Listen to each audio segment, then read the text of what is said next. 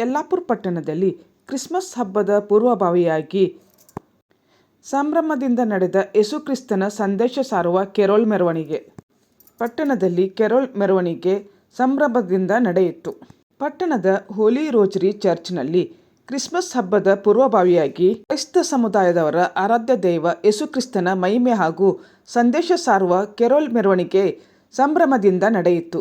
ಚರ್ಚಿನ ಆವರಣದಿಂದ ಪ್ರಾರಂಭವಾದ ಮೆರವಣಿಗೆಯು ಬಲೂನು, ಅಲಂಕಾರಿಕ ವಿದ್ಯುತ್ ದೀಪ, ಸುಂದರ ನಕ್ಷತ್ರ ಬುಟ್ಟಿಗಳಿಂದ ಅಲಂಕರಿಸಿದ ಯೇಸುಕ್ರಿಸ್ತ ಹಾಗೂ ಮರಿಯಮ್ಮ ಭಾವಚಿತ್ರ ಇರುವ ವಾಹನದಲ್ಲಿ ಪಟ್ಟಣದ ಕಾಳಂನಗರ, ಒಲಿಶಾಗಲ್ಲಿ, ಬಸ್ ನಿಲ್ದಾಣ ರಸ್ತೆ, ಮಂಜುನಾಥ್ ನಗರ ಸೇರಿದಂತೆ ಪ್ರಮುಖ ಬೀದಿಗಳಲ್ಲಿ ಮೆರವಣಿಗೆ ಸಂಚರಿಸಿತು. ಕ್ರೈಸ್ತ ಬಾಂಧವರು ಯೇಸುಕ್ರಿಸ್ತನ ಬಾಲ್ಯ, ಮಹಿಮೆ ಹಾಗೂ ಸಂದೇಶ ಸಾರುವ ದೇವರ ನಾಮ ಹಾಡುತ್ತಾ ಸಾಗಿದ್ದರು.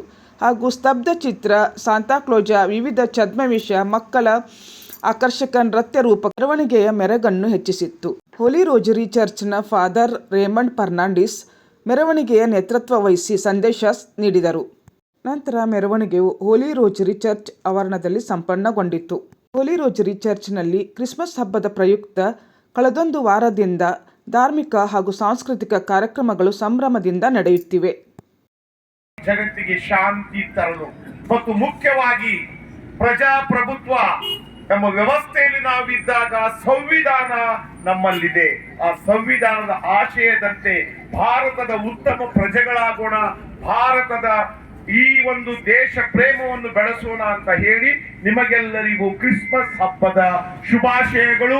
ಹೊಸ ವರುಷ ಹೊಸತನ ನಿಮ್ಮಲ್ಲಿ ತಂದು ನಾವೆಲ್ಲರೂ ಭಾರತೀಯರು, ನಾವೆಲ್ಲರೂ ಒಂದೇ ದೇವರ ಮಕ್ಕಳು ಎಂಬ ಭಾವನೆಯೊಂದಿಗೆ ಜೀವಿಸೋಣ.